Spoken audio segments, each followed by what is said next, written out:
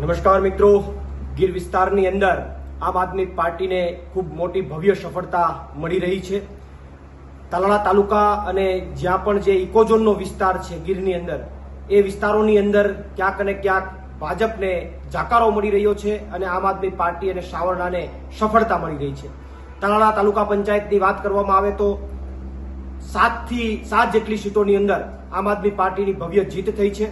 મારું પોતાનું ગામ જે ઘુસિયા જે છે એ તાલુકા પંચાયતની અંદર પણ આમ આદમી પાર્ટીની ભવ્ય જીત થઈ છે.